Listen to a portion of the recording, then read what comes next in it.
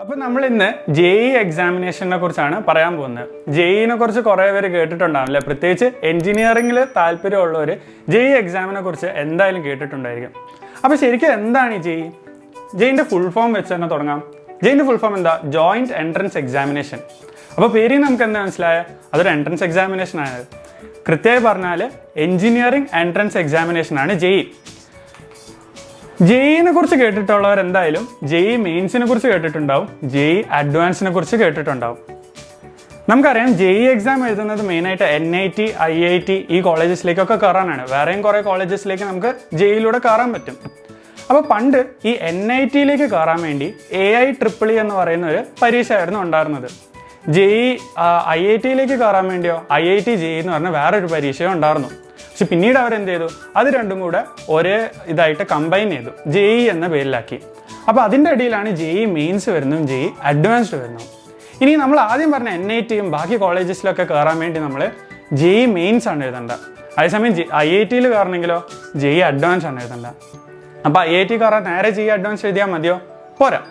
JEE advance എഴുതണമെങ്കിൽ നമുക്ക് JEE mains qualify ചെയ്യണം. JEE മെയിൻസ് ക്വാളിഫൈ ചെയ്താൽ മാത്രമേ JEE അഡ്വാൻസ് നമുക്ക് എഴുതാൻ പറ്റുള്ളൂ. അപ്പോൾ അതിൻ്റെ അർത്ഥം എന്താ? നമ്മൾ JEE മെയിൻസിനെ കുറിച്ച് പഠിച്ചേ തീരും. എന്താ വെച്ചാൽ NIT കയറണമെങ്കിലും JEE മെയിൻസ് വേണം, IIIT കയറണമെങ്കിൽ JEE മെയിൻസ് വേണം. ഇനിയിപ്പോൾ നമുക്ക് IIT കയറണമെങ്കിലും JEE മെയിൻസ് എഴുതി കഴിഞ്ഞാൽ നമുക്ക് JEE അഡ്വാൻസ് എഴുതാൻ പറ്റുള്ളൂ. അപ്പോൾ നമുക്ക് JEE മെയിൻസിനെ കുറിച്ച് മെയിനായിട്ടൊന്ന് നോക്കാം. JEE മെയിൻസിൽ പേപ്പർ 1 ഉണ്ട്, പേപ്പർ 2 ഉണ്ട്. ഇത് കുറേ പേരൊക്കെ കേട്ടിട്ടുണ്ടാവും. JEE അഡ്വാൻസ്ഡിലും പേപ്പർ 1 ഉണ്ട്, പേപ്പർ 2 ഉണ്ട്. അപ്പോൾ ഈ കുറേ പേപ്പറൊക്കെ ശരിക്കും എന്താ? നമ്മളൊരു എക്സാമിന് ഇത്രയും പേപ്പറിൻ്റെ ആവശ്യമുണ്ടോ? ഇതൊക്കെ ഓപ്ഷണലാണോ? അത് നമുക്ക് നോക്കാം. JEE മെയിൻസിൽ പേപ്പർ 1 എന്ന് പറയുന്നതാണ് നമ്മുടെ BTechന് വേണ്ടി, അതായത് എഞ്ചിനീയറിംഗ് കോഴ്സസിലേക്ക് അഡ്മിഷൻ കിട്ടണമെങ്കിൽ JEE മെയിൻസിൽ പേപ്പർ 1 ആണ് നമ്മൾ എഴുതേണ്ടത്. പേപ്പർ 2 എന്താ? നമുക്ക് ആർക്കിടെക്ചർ അല്ലെങ്കിൽ പ്ലാനിങ് അങ്ങനത്തെ കോഴ്സസിലേക്കൊക്കെ പോകാനാണ് JEE മെയിൻ പേപ്പർ 2 എഴുതേണ്ടത്. അപ്പോൾ നമ്മളിപ്പോൾ എഞ്ചിനീയറിങ്ങിനെ കുറിച്ചാണ് മെയിനായിട്ട് ഫോക്കസ് ചെയ്യുന്നത്, അതുകൊണ്ട് നമുക്ക് പേപ്പർ 1നെ കുറിച്ച് പറയാം. അപ്പോൾ നമുക്ക് എഞ്ചിനീയറിംഗ് ആണ് വേണ്ടതെങ്കിൽ JEE മെയിൻസിൽ പേപ്പർ 1 ആണ് എഴുതേണ്ടത്. ഇനിയിപ്പോൾ അഡ്വാൻസ് നോക്കിയാൽ അഡ്വാൻസിലും പേപ്പർ 1 ഉണ്ട്, പേപ്പർ 2 ഉണ്ട് അല്ലേ? അപ്പോൾ ഇതേമാതിരി ആർക്കിടെക്ചർ ഇതുമാണ് ഇത് അല്ല. അഡ്വാൻസ്ഡിൽ വ്യത്യാസമുണ്ട്. അഡ്വാൻസ്ഡിൽ പേപ്പർ 1ഉം പേപ്പർ 2ഉം കമ്പൽസറി ആണ്. 2 പേപ്പറാണ് അഡ്വാൻസ്ഡ് എന്ന പരീക്ഷയിൽ ഉണ്ടാവുക. അത് സാധാരണ ഉച്ചയ്ക്ക് മുന്നേ ഒരു പരീക്ഷയും ഉച്ച കഴിഞ്ഞിട്ടാണ് രണ്ടാമത്തെ പരീക്ഷ ഉണ്ടാവുക. അതാണ് പേപ്പർ 1ഉം പേപ്പർ 2ഉം. ഇത് രണ്ടും നമുക്ക് എഞ്ചിനീയറിങ്ങിന് വേണ്ടി അത്യാവശ്യമായിട്ടുള്ള പേപ്പറാണ്. രണ്ടും എഴുതേണ്ടതാണ്. രണ്ടിൻ്റെയും സ്കോർ കമ്പൈൻ ചെയ്തിട്ടാണ് നമുക്ക് അവസാനം റാങ്ക് വരാം. അപ്പോൾ നമുക്ക് BTech അല്ലെങ്കിൽ എഞ്ചിനീയറിംഗ് ആ ചെയ്യണമെങ്കിൽ നമ്മൾ ആദ്യം മെയിൻസിൽ പേപ്പർ 1 എഴുതുക. പേപ്പർ 1ൽ നമുക്കൊരു സ്കോർ വരും അല്ലേ? പേപ്പർ 1ൽ സ്കോർ വെച്ചിട്ട് നമുക്ക് NIT, IIIT അങ്ങനത്തെ കോളേജസിലൊക്കെ കയറാൻ പറ്റും, അതിലെ റാങ്ക് അനുസരിച്ച്. മെയിൻസിലെ പേപ്പർ 1 ക്വാളിഫൈ ആയാൽ ഒരു കട്ട് ഓഫ് മാർക്ക് ഉണ്ടാവും. ആ ക്വാളിഫൈ ആയി കഴിഞ്ഞാൽ നമുക്ക് അഡ്വാൻസ്ഡ് എഴുതാം. അഡ്വാൻസ്ഡിൽ 2 പേപ്പർ ഉണ്ടാവും. 2 പേപ്പറിലും കൂടെ സ്കോർ കമ്പൈൻ ചെയ്തൊരു റാങ്ക് വരും. ആ റാങ്ക് വെച്ചിട്ടാണ് നമുക്ക് ഏതെങ്കിലും ഒരു IITയിൽ നമുക്ക് ഇഷ്ടമുള്ള ബ്രാഞ്ചിന് വേണ്ടി ചൂസ് ചെയ്യാൻ പറ്റുക. ഇനി ഞാൻ കുറേ കോളേജസ് എന്ന് പറയുന്നുണ്ടല്ലേ, നിങ്ങൾക്ക് കൃത്യമായ നമ്പർ പറയാം എത്ര കോളേജസ് ഉണ്ടെന്ന്.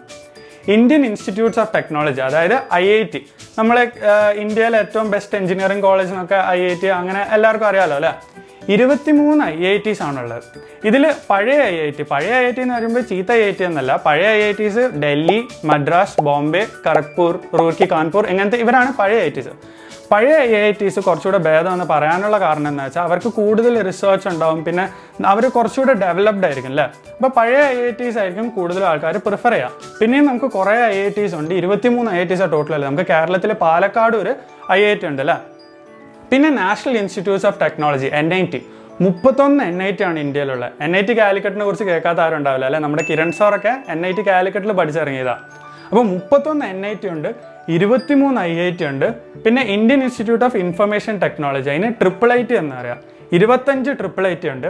അതുകൂടാണ്ട് വേറെയും CFTIs ഉണ്ട്, അതായത് സെൻട്രലി ഫണ്ടഡ് ടെക്നിക്കൽ ഇൻസ്റ്റിറ്റ്യൂട്ട്സ് അല്ലെങ്കിൽ GFTI എന്ന് പറയും, ഗവൺമെൻറ് ഫണ്ട് ചെയ്യുന്ന ടെക്നിക്കൽ ഇൻസ്റ്റിറ്റ്യൂട്ട്സ് ആണ്. അപ്പോൾ ഈ കോളേജസിലൊക്കെ നമുക്ക് അഡ്മിഷൻ കിട്ടും. എന്ത് വഴി? JEE വഴി. ഇനി ഇതൊക്കെ കൂടാണ്ട് കുറേ സ്റ്റേറ്റ് കോളേജസും അല്ലെങ്കിൽ പ്രൈവറ്റ് കോളേജസും ഒക്കെ JEE മെയിൻസിൻ്റെ ഒക്കെ റാങ്ക് വെച്ചിട്ട് അഡ്മിഷൻ കൊടുക്കാറുണ്ട്. അപ്പോൾ JEE മെയിൻസ് വളരെ ഇമ്പോർട്ടൻ്റ് ആയിട്ടുള്ളൊരു പരീക്ഷയാണ്, മനസ്സിലായി. വേറെയും കുറേ പ്രൈവറ്റ് എഞ്ചിനീയറിംഗ് കോളേജസിന് വേണ്ട എക്സാംസ് ഒക്കെ ഉണ്ടാവും. പക്ഷേ നമുക്ക് JEE ആണ് ഏറ്റവും മെയിനായി ഫോക്കസ് ചെയ്യേണ്ടത്. JEE ഫോക്കസ് ചെയ്ത് പഠിച്ചു കഴിഞ്ഞാൽ നമുക്ക് ബാക്കി എക്സാംസ് ഒക്കെ സുഖമായി ചെയ്യാൻ പറ്റും. അപ്പോൾ JEEക്ക് വേണ്ടി പഠിക്കുക എന്നൊക്കെ പറഞ്ഞു അല്ലേ? പക്ഷെ എന്താ പഠിക്കേണ്ടത്? ഏത് സബ്ജക്ട്സ് ആണ് പഠിക്കേണ്ടതെന്നായിരിക്കും അടുത്ത എല്ലാവർക്കും വരുന്ന ഡൗട്ട്. ഫിസിക്സ്, കെമിസ്ട്രി, മാത്സ് ഈ 3 സബ്ജക്റ്റാണ് നമുക്ക് എഞ്ചിനീയറിംഗിന് ഏറ്റവും ആവശ്യമുള്ള സബ്ജക്റ്റ്. പരീക്ഷ അവിടെ നിൽക്കട്ടെ, എഞ്ചിനീയറിംഗിൽ നമുക്ക് ഏറ്റവും കൂടുതൽ അപ്ലൈ ചെയ്യാൻ പോകുന്ന ഈ 3 സബ്ജക്റ്റ് ആയിരിക്കും, ഫിസിക്സും കെമിസ്ട്രിയും മാത്സും. അപ്പോൾ ഈ പരീക്ഷകളിൽ ഈ 3 സബ്ജക്ട്സ് മാത്രമേ ഉണ്ടാവുള്ളൂ. വേറെ ചില എൻട്രൻസ് എക്സാമിനേഷന് ചിലപ്പോൾ ഇംഗ്ലീഷോ അല്ലെ മെൻ്റൽ എബിലിറ്റി ടെസ്റ്റ്സ് ഒക്കെ ഉണ്ടാവും. പക്ഷേ JEE മീൻസ് പേപ്പർ 1ഉം JEE അഡ്വാൻസ്ഡിൻ്റെ പേപ്പർ 1ഉം 2നും ഫിസിക്സും കെമിസ്ട്രിയും മാത്സും മാത്രമേ ഉണ്ടാവുള്ളൂ. നമ്മൾ പറഞ്ഞിട്ടുണ്ടായിരുന്നു 10th കഴിഞ്ഞിട്ട് +1 11th സ്ട്രീം ചൂസ് ചെയ്യുമ്പോൾ നമ്മൾ ശ്രദ്ധിക്കേണ്ട കാര്യം, ഏറ്റവും ഇമ്പോർട്ടൻ്റ് ആയി ശ്രദ്ധിക്കേണ്ട സാധനം ഫിസിക്സ്, കെമിസ്ട്രി, മാത്സ് എന്തായാലും ഉണ്ടാവണം. പിന്നെ നിങ്ങൾ ബയോളജിയോ കമ്പ്യൂട്ടർ സയൻസോ എന്ത് വേണമെങ്കിലും എടുത്തോളൂ. പക്ഷേ ഇത് 3 ഉണ്ടെങ്കിൽ നിങ്ങൾക്ക് ഈ JEE എഴുതാൻ വേണ്ടി എലിജിബിൾ തന്നെ ആവുള്ളൂ. അപ്പോൾ ഈ 3 സബ്ജക്ട്സാണ് നമുക്ക് പഠിക്കാനുള്ളത്. സബ്ജക്ട്സ് മനസ്സിലാക്കി കഴിഞ്ഞാൽ പിന്നെ നമുക്ക് പഠിക്കേണ്ട എന്ത് ടൈപ്പ് ക്വസ്റ്റ്യൻ വരാമെന്നില്ല, അതായത് എക്സാമിൻ്റെ ഒരു പാറ്റേൺ എന്തായിരിക്കും. ഈ ഞാൻ പറഞ്ഞു JEE മെയിൻസ് ഉണ്ട്, JEE അഡ്വാൻസ് ഉണ്ട് അല്ലേ. അഡ്വാൻസ്ഡ് പേര് കേട്ടാൽ തന്നെ നമുക്ക് മനസ്സിലാവും കുറച്ചുകൂടെ ബുദ്ധിമുട്ടുള്ള എക്സാമാണ്, IIT കയറാൻ വേണ്ടിയുള്ള പരീക്ഷയാണല്ലോ. പക്ഷെ എന്നാലും നമ്മൾ ആദ്യം എഴുതേണ്ട പരീക്ഷ എന്താ, JEE മെയിൻസ് ആണ്. അപ്പോൾ ഞാൻ ഇനി പറയാൻ പോകുന്നത് JEE മെയിൻസിനെ കുറിച്ചാണ്. JEE അഡ്വാൻസിനെ കുറിച്ച് കൂടുതൽ നമുക്ക് പറയാം. അപ്പോൾ JEE അഡ്വാൻസിൻ്റെ പ്രത്യേകത എന്താണെന്ന് വെച്ചാൽ അത് ഓരോ വർഷവും ഓരോ IIT ആണ് നടത്തുക. അപ്പോൾ അവരനുസരിച്ച് അതിൻ്റെ എക്സാം പാറ്റേൺ മാറും. കുറേ ടൈപ്പ് ക്വസ്റ്റ്യൻ ഉണ്ടാവും, മൾട്ടിപ്പിൾ ചോയ്സ് ക്വസ്റ്റ്യൻസ് ഉണ്ടാവും, ഇൻറ്റീജർ ടൈപ്പ് ക്വസ്റ്റ്യൻസ് ഉണ്ടാവും, മാച്ച് ദ ഫോളോയിങ് ഉണ്ടാവും. പിന്നെ ഒരേ ക്വസ്റ്റ്യനിൽ തന്നെ ഒന്നിൽ കൂടുതൽ ഓപ്ഷൻസ് ഒക്കെ ശരിയാവാം, 2 ഓപ്ഷൻ ശരിയായിരിക്കും, 3 ഓപ്ഷൻ. അപ്പോൾ അതിൻ്റെ ഒക്കെ മാർക്കിങ്ങും അതനുസരിച്ച് മാറും. പക്ഷേ JEE മെയിൻസിൻ്റെ കാര്യം എന്ന് വെച്ചാൽ ഏകദേശം ഒരേ പാറ്റേണും മാർക്കിംഗ് സ്കീമും ഒക്കെ ആയിരിക്കും. അപ്പോൾ JEE മെയിൻസിൻ്റെ എക്സാം പാറ്റേൺ എങ്ങനെയാണ് നമുക്ക് നോക്കാം. 2 ടൈപ്പ് ക്വസ്റ്റ്യനാണ്, MCQs ഉണ്ട്, ന്യൂമറിക്കൽ വാല്യൂ ഉണ്ട്. MCQ എന്ന് വെച്ചാൽ എന്താ, മൾട്ടിപ്പിൾ ചോയ്സ് ക്വസ്റ്റ്യൻ. അതായത് നമുക്കൊരു ചോയ്സ് തരാം അല്ലേ, ഒരു ക്വസ്റ്റ്യൻ ഉണ്ടെങ്കിൽ അതിന് 4 ഓപ്ഷൻ ഉണ്ടാവും, അതിൽ ഒരെണ്ണം മാത്രമായിരിക്കും ശരി. അപ്പോൾ നമുക്ക് അത് കറക്റ്റ് ചൂസ് ചെയ്താൽ നമുക്ക് അതിൻ്റെ മുഴുവൻ മാർക്കും അവിടെ വീണു. ആ ചോയ്സ് വരുമ്പോൾ നമുക്ക് അതിന് നല്ലോണം ഉപയോഗിക്കാൻ പറ്റും. എങ്ങനെയാണ്, ചിലപ്പോൾ നമുക്ക് ആൻസർ ഫൈനൽ വരെ എത്തില്ല അല്ലേ, അവസാനത്തെ ആ ഉത്തരം നമുക്ക് കിട്ടുന്നുണ്ടാവില്ല, അവിടെ വരെ എത്തിയാലും ആ ഉത്തരം നമുക്ക് കിട്ടാണ്ടാവില്ല. അപ്പോൾ നമ്മൾ എന്ത് ചെയ്യും, ഈ ഓപ്ഷൻസ് ഒക്കെ ആ ഇതിൽ സബ്സ്റ്റിറ്റ്യൂട്ട് ചെയ്ത് നോക്കാം. എന്തെങ്കിലും ഒരു ഫോർമുല ഇട്ടിട്ടുണ്ടെങ്കിൽ അതിൽ സബ്സ്റ്റിറ്റ്യൂട്ട് ചെയ്ത് നോക്കാം. അല്ലെങ്കിൽ നമുക്ക് ക്വസ്റ്റ്യൻ വായിച്ചിട്ട് തന്നെ നമുക്ക് ചില ഓപ്ഷനൊക്കെ തെറ്റാന്ന് മനസ്സിലാവും. അപ്പോൾ അങ്ങനെ നമുക്ക് കണ്ടുപിടിച്ചാൽ ഏതാ കറക്റ്റ് ആൻസർ എന്നൊക്കെ കണ്ടുപിടിക്കാം. അങ്ങനെ കുറേ ട്രിക്സ് MCQസിൽ നമുക്ക് ഉപയോഗിക്കാൻ പറ്റും. ന്യൂമറിക്കൽ വാല്യൂ ക്വസ്റ്റ്യൻസിൽ പക്ഷേ ഓപ്ഷൻസ് ഉണ്ടാവില്ല, ക്വസ്റ്റ്യൻ മാത്രം ഉണ്ടാവുള്ളൂ, നമ്മൾ ആൻസർ കണ്ടുപിടിക്കണം. പക്ഷെ നമുക്ക് ഒരു കാര്യം അറിയായിരിക്കും, അതൊരു ഇൻറ്റീജർ ആയിരിക്കും, ഒരു നമ്പർ ആയിരിക്കും അതിൻ്റെ ആൻസർ. ഇനി 3 സബ്ജക്ട്സ് ഉണ്ടാവാമെന്ന് ഞാൻ പറഞ്ഞു. എക്സാം അപ്പം 3 പാർട്ടായിരിക്കും, part 1, part 2, part 3, physics, chemistry, maths. 3 സബ്ജക്റ്റിൽ 30 ക്വസ്റ്റ്യൻ വീതമായിരിക്കും ഉണ്ടാവുക. ഫിസിക്സിൽ 30, കെമിസ്ട്രിയിൽ 30, മാത്സിൽ 30. ഞാൻ എഴുതിയ സമയത്ത് കുറച്ച് വർഷങ്ങൾ മുന്നേ ഇങ്ങനെ 90 ക്വസ്റ്റ്യൻസ് ആയിരുന്നു ഉണ്ടാവുക, ഓരോന്നിലും 30, എല്ലാം MCQs ആയിരുന്നു. അതായത് 90 MCQs ആയിരുന്നു, എല്ലാം എഴുതണമായിരുന്നു. പക്ഷെ ഇപ്പോൾ ചെറിയ മാറ്റങ്ങൾ വന്നിട്ടുണ്ട് അല്ലേ. ഇപ്പം 20, 10, 5 എന്നൊക്കെ ഞാൻ എഴുതി വെച്ചിട്ടുണ്ട് അല്ലേ. ഇതെന്താ നോക്കാം. ഞാൻ പറഞ്ഞു ഓരോ സബ്ജക്റ്റിലും 30 ക്വസ്റ്റ്യൻ വീതം ഉള്ളതെന്ന് പറഞ്ഞു അല്ലേ. ഈ 30ൽ 20 എണ്ണം MCQ ആയിരിക്കും, 10 എണ്ണം ഇൻറ്റീജർ ടൈപ്പ് ക്വസ്റ്റ്യൻസ് ആയിരിക്കും. അതേമാതിരി തന്നെ കെമിസ്ട്രിയിൽ 30 എണ്ണത്തിൽ 20 MCQ, 10 ഇൻറ്റീജർ, മാത്സിൽ 20 MCQ, 10 ഇൻറ്റീജർ. ഈ ബ്രാക്കറ്റിൽ 5 ഞാൻ എന്താ ചെയ്തേക്കുന്നത്, അത് നമ്മുടെ ഒരു വൈൽഡ് കാർഡ് പോലെയാണ്. ഈ 10 ക്വസ്റ്റ്യൻസ് ഉണ്ടെങ്കിൽ നമുക്ക് അതിൽ 5 എണ്ണം എഴുതിയാൽ മതി. നമുക്ക് 7 എണ്ണം അറിയാമെങ്കിൽ 8 എണ്ണം അറിയാമെങ്കിലും 5 എണ്ണം മാത്രം എഴുതാൻ പാടില്ല. അതെന്താ, നമുക്ക് ടൈം വളരെ ഇമ്പോർട്ടൻ്റ് അല്ലേ, സമയം ഒട്ടും കളയാൻ പറ്റില്ല. നമുക്ക് 3 മണിക്കൂറേ ഉള്ളൂ പരീക്ഷ, അതിൽ നമുക്ക് മാക്സിമം ക്വസ്റ്റ്യൻസ് ചെയ്യാൻ പറ്റണം അല്ലേ. അപ്പോൾ നമുക്ക് 10 എണ്ണം ഉണ്ടെങ്കിൽ അതിൽ 5 എണ്ണം മാത്രം ചെയ്താൽ മതി. 7 എണ്ണം ചെയ്താലും അവർ 5 എണ്ണം എടുക്കുള്ളൂ, അത് ഏത് 5 എണ്ണം എടുക്കാമെന്ന് നമുക്ക് അറിയത്തില്ല അല്ലേ. അപ്പോൾ എന്തായാലും 10 ക്വസ്റ്റ്യൻസ് ഉണ്ടെങ്കിൽ നമ്മൾ അതിൽ 5 എണ്ണം ചെയ്താൽ മതി. പക്ഷേ MCQs 20 എണ്ണം ഉള്ളത് മുഴുവനും നമ്മൾ ചെയ്യണം. അപ്പോൾ 20 5 എത്ര, ഫിസിക്സിൽ 30 ക്വസ്റ്റ്യൻ ഉണ്ടെങ്കിലും 25 എണ്ണം ചെയ്താൽ മതി. അതേമാതിരി കെമിസ്ട്രിയിൽ 25, മാത്സിൽ 25. അപ്പോൾ 3 സബ്ജക്ട്സും കൂടെ എത്ര, 75 ക്വസ്റ്റ്യൻസ് ആണ് നമ്മൾ ചെയ്യേണ്ടത്. പണ്ട് 90 ക്വസ്റ്റ്യൻസ് ആയിരുന്നു, ഇപ്പോൾ 75 ക്വസ്റ്റ്യൻസ് ചെയ്താൽ മതി. 3 മണിക്കൂറിൽ ഈ 75 ക്വസ്റ്റ്യൻസ് ആണ് ചെയ്യേണ്ടത്. ഇനി നമ്മൾ പറഞ്ഞ 2 ടൈപ്പ് ക്വസ്റ്റ്യനുള്ള MCQ, ന്യൂമറിക്കൽ വാല്യൂ. ഇതിന് രണ്ടിനും ഒരേപോലെ അല്ല മാർക്ക് വീഴാം. MCQയിൽ 4 ഓപ്ഷൻ ഉണ്ടാകുമെന്ന് ഞാൻ പറഞ്ഞു. അതിൽ നമ്മൾ കറക്റ്റ് ഓപ്ഷൻ ഇട്ടാൽ 4 മാർക്ക് വേണം. ഒരു ക്വസ്റ്റ്യന് തന്നെ 4 മാർക്കാണ് നമുക്ക് കിട്ടുക. പക്ഷേ അത് നമുക്ക് ഓപ്ഷൻസ് ഉണ്ടെന്ന് വിചാരിച്ചിട്ട് ഒന്നും അറിയാണ്ട് വെറുതെ ഗസ് ചെയ്യാൻ പറ്റില്ല. ഒന്നും നഷ്ടപ്പെടാനില്ല എന്ന് പറഞ്ഞിട്ട് ഗസ് ചെയ്തിട്ട് ഒരു കാര്യമില്ല. നഷ്ടപ്പെടാനുണ്ട്, 1 മാർക്ക് നഷ്ടപ്പെടും. അപ്പോൾ MCQs തെറ്റിയാൽ 1 മാർക്ക് പോകും, പക്ഷേ ശരിയായാലും 4 മാർക്ക് കിട്ടും. ന്യൂമറിക്കൽ വാല്യൂവിൽ ചെറിയ വ്യത്യാസമുണ്ട്. ഈ ഇൻറ്റീജർ ടൈപ്പ് ക്വസ്റ്റ്യൻസിൽ കറക്റ്റ് ആൻസർ ആണെങ്കിൽ 4 മാർക്ക് വീഴും, പക്ഷേ തെറ്റിയാൽ ഒന്നും പോവില്ല. അപ്പോൾ അതിൻ്റെ അർത്ഥം എന്താ, ന്യൂമറിക്കൽ വാല്യൂസ് എന്തായാലും അറ്റൻഡ് ചെയ്യണം. നമുക്ക് ആൻസർ കിട്ടിയില്ല, മുഴുവനായിട്ട് ഉറപ്പില്ല ആൻസർ എങ്കിലും ഏകദേശം കിട്ടിയ ആൻസർ നമ്മൾ എന്തായാലും ഇട്ട് വെക്കണം. അപ്പോൾ MCQയിലും ന്യൂമറിക്കൽ ആണെങ്കിലും 4 മാർക്കാണ് വരാമെന്ന് പറഞ്ഞു അല്ലേ. നെഗറ്റീവിൽ വ്യത്യാസമുണ്ട്, MCQയിൽ 1 മാർക്കാണ് പോവുക, ന്യൂമറിക്കലിൽ മാർക്ക് പോവില്ല.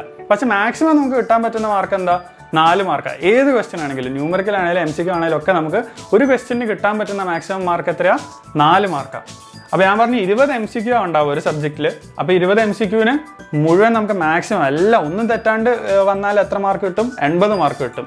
അതേമാതിരി 10 ക്വസ്റ്റ്യൻസ് ഉണ്ടെങ്കിൽ 5 നമ്മൾ ചെയ്യുന്നുള്ളൂ. 5 കൂടുതൽ ചെയ്താലും 5 അവർ കൺസിഡർ ചെയ്യുള്ളൂ.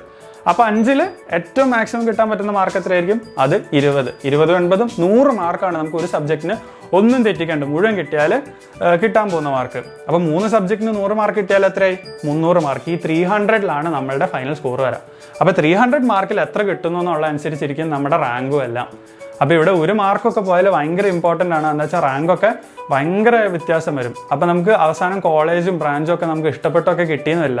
അപ്പോൾ നമ്മൾ എല്ലാ ക്വസ്റ്റ്യനും സൂക്ഷിച്ച് ചെയ്യണം. MCQ തെറ്റിയ നെഗറ്റീവ് ഉണ്ടെന്നുള്ളത് ഓർത്ത് തന്നെ വേണം സൂക്ഷിച്ച് ചെയ്യാൻ. ഇനി എന്താ പഠിക്കേണ്ടത്, ഏത് സബ്ജക്റ്റാണ് പഠിക്കേണ്ടതെന്നൊക്കെ മനസ്സിലായി. ആ സബ്ജക്ട്സിൽ ഇനി എന്താ പഠിക്കേണ്ടതെന്നായിരിക്കും അടുത്ത ഡൗട്ട്. അതായത് സിലബസ് എന്താണ്? നമ്മൾ JEE എഴുതാൻ പോകുന്നത് നമുക്കറിയാം 12th കഴിഞ്ഞിട്ടായിരിക്കുമല്ലോ എന്തായാലും എഴുതാൻ പോകുന്നത്. ഒന്നെങ്കിൽ നിങ്ങൾ ചിലപ്പോൾ 12th കഴിഞ്ഞിട്ടായിരിക്കും, അല്ലെങ്കിൽ 12th സെക്കൻഡ് ഹാഫ് ഒക്കെ ആകുമ്പോഴത്തേനായിരിക്കും JEE എഴുതാം.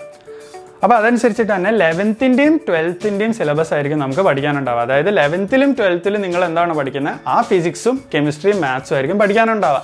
NCERT നിങ്ങൾക്കുള്ള ചാപ്റ്റർ ഹെഡിങ്സ് തന്നെ ആയിരിക്കും, അതേ ഒരു സ്കീമിൽ തന്നെ ആയിരിക്കും ഈ സിലബസ് ഉണ്ടാവുക. പക്ഷേ ചെറിയ വ്യത്യാസങ്ങളുണ്ടാവാം. അഡ്വാൻസ്ഡിൽ കുറേ ടോപ്പിക്സ് കുറേ ചാപ്റ്റേഴ്സും ഉണ്ടാവില്ല. മെയിൻസിൽ അതേമാതിരി ചില ചാപ്റ്റേഴ്സും ടോപ്പിക്സ് ഒന്നും ഇല്ല.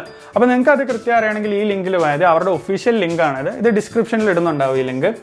ഇതിൽ പോയി കഴിഞ്ഞാൽ നിങ്ങൾക്ക് കൃത്യമായിട്ട് ഓരോ ചാപ്റ്ററിലും ഏതൊക്കെ ടോപ്പിക്കാണ് വരുന്നതെന്ന് നല്ല ക്ലിയർ ആയിട്ട് അതിലുണ്ടാവും. അതനുസരിച്ചിട്ട് നിങ്ങൾക്ക് സിലബസ് മനസ്സിലാവും.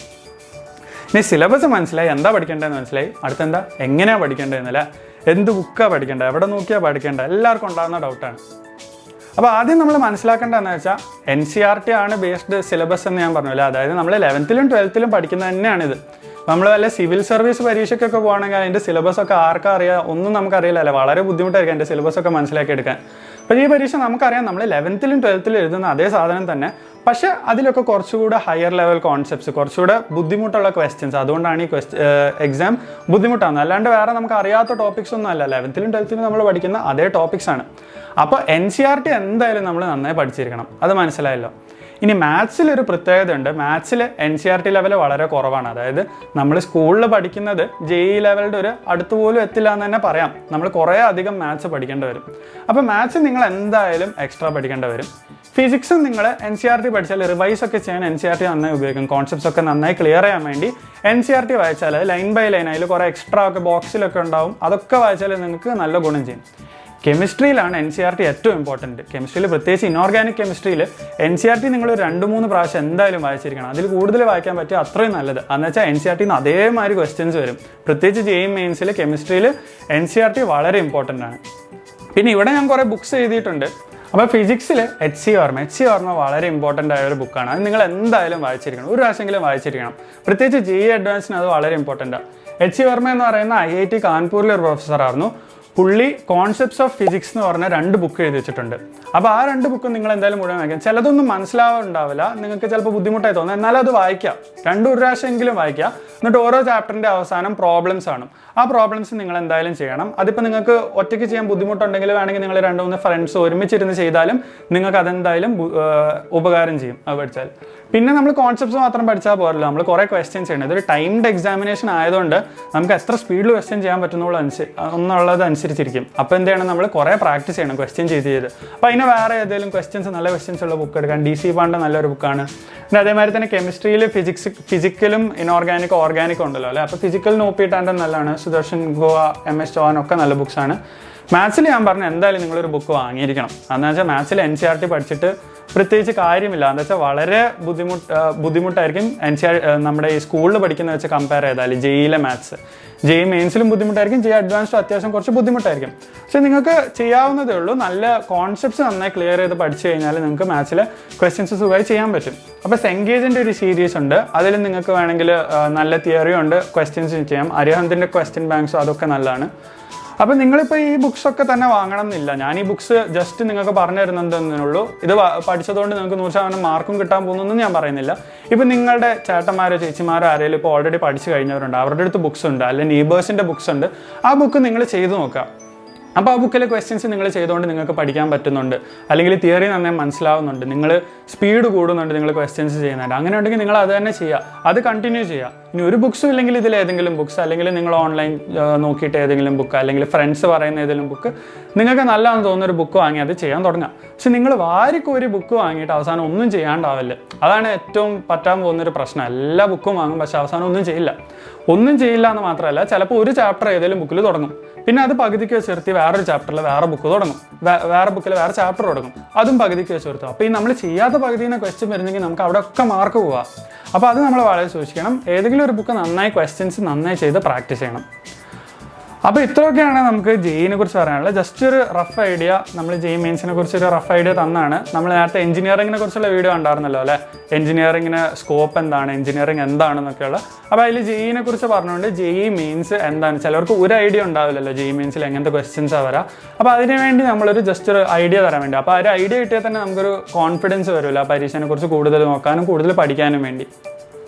ഇനിയിപ്പോൾ ടിപ്സ് ആൻഡ് ട്രിക്സ് എന്ന് പറയാൻ കുറേ ഉണ്ട്, പക്ഷേ കുറച്ചൊക്കെ പറയണമെങ്കിൽ ഏറ്റവും നിങ്ങൾ ഇമ്പോർട്ടൻ്റ് ആയി പ്രിപ്പയർ ചെയ്യുമ്പോൾ ഉള്ള ടിപ്പ് എന്താണെന്ന് വെച്ചാൽ നിങ്ങൾ പ്രീവിയസ് ഇയർ ക്വസ്റ്റ്യൻ ചെയ്യണം അല്ലേ. എന്തൊരു എക്സാം ആണെങ്കിലും അതിനൊരു പാറ്റേൺ ഉണ്ടാവും, ഒരു രീതി ഉണ്ടാവും ക്വസ്റ്റ്യൻസ് ചോദിക്കുന്നതിനല്ല. അപ്പോൾ പ്രീവിയസ് ഇയേഴ്സ് ക്വസ്റ്റ്യൻസ് ചെയ്യുന്നതോറും നിങ്ങളുടെ ക്വസ്റ്റ്യൻ ചെയ്യുന്ന സ്പീഡ് കൂടും. ആദ്യമൊക്കെ നിങ്ങൾ പ്രീവിയസ് ഇയർ ക്വസ്റ്റ്യൻ പേപ്പർ സൊല്യൂഷനൊക്കെ നോക്കി ചെയ്യാം, പക്ഷേ പിന്നീട് നിങ്ങൾ സൊല്യൂഷൻ നോക്കാണ്ട് ചെയ്യുക. പിന്നെ നിങ്ങൾ ടൈമർ സെറ്റ് ചെയ്തിട്ട് നിങ്ങൾക്ക് എത്ര സ്പീഡിൽ ചെയ്യാൻ പറ്റുന്നുണ്ടെന്ന് നോക്കുക, അതിൻ്റെ സ്പീഡ് കൂട്ടി വരിക, അങ്ങനെ ഗുണം ചെയ്യും. അതുമാത്രമല്ല ഒരു എക്സാം നിങ്ങൾ എഴുതാൻ പോകുമ്പോൾ പ്രീവിയസ് ഇയർ പേപ്പേഴ്സ് ചെയ്ത് കഴിഞ്ഞാൽ നിങ്ങൾക്ക് ആ എക്സാം എന്ത് രീതിയിലാണ് ക്വസ്റ്റ്യൻസ് വരാൻ പോകുന്നതെന്ന് മനസ്സിലാവും അല്ലേ. ഏതൊക്കെ ഭാഗത്തു നിന്നാണ് കൂടുതൽ ക്വസ്റ്റ്യൻസ് വരാൻ നിങ്ങൾക്ക് തന്നെ ഒരു അണ്ടർസ്റ്റാൻഡിങ് വരും. അപ്പോൾ നിങ്ങൾക്ക് ആ ഭാഗങ്ങൾ കൂടുതൽ പഠിക്കാം. ചില ഭാഗങ്ങൾ നിങ്ങൾക്ക് മനസ്സിലായിട്ടില്ലായിരുന്നെങ്കിൽ അതിൽ കൂടുതൽ എഫേർട്ട് ഇടാം. അപ്പോൾ പ്രീവിയസ് ഇയർ ക്വസ്റ്റ്യൻസ് വളരെ ഇമ്പോർട്ടൻ്റ് ആണ്. അതേമാതിരി പഠിക്കുമ്പോൾ നിങ്ങൾ വെറുതെ ഫോർമുലാസ് ഒക്കെ കാണാപ്പാടം പഠിക്കില്ല, നമ്മൾ കോൺസെപ്റ്റ്സ് പഠിച്ചിട്ട് വേണം ചെയ്യാൻ. അതെന്ന് വെച്ചാൽ ഈ ജെഇ അഡ്വാൻസിലൊക്കെ പ്രത്യേകിച്ച് വരുന്ന ക്വസ്റ്റ്യൻസ്, ഫിസിക്സിൽ ഇപ്പോൾ ഒരു ഡെറിവേഷൻ ഉണ്ടെന്ന് വിചാരിക്കാം, അവസാനം നമുക്കൊരു ഫോർമുല കിട്ടി, ആ ഫോർമുല നമ്മൾ കാണാപ്പാടം പഠിച്ചു കഴിഞ്ഞാൽ നമുക്ക് ചിലപ്പോൾ ആൻസർ കിട്ടും. പക്ഷേ ഇവർ ചോദിക്കാൻ പോകുന്നത് ചെറിയ വേരിയബിൾസിലൊക്കെ വ്യത്യാസം ഉണ്ടാവും. അപ്പോൾ ആ ഡെറിവേഷൻ്റെ ഇടയ്ക്ക് ഏതോ വരുന്നൊരു ഫോർമുല വെച്ചിട്ടായിരിക്കും നമുക്ക് ആൻസർ കിട്ടുക. പക്ഷേ ആ ഡെറിവേഷൻ അതിൻ്റെ ഇടയ്ക്ക് ഇരുന്ന് ചെയ്യാൻ നമുക്ക് സമയം ഉണ്ടാവില്ല.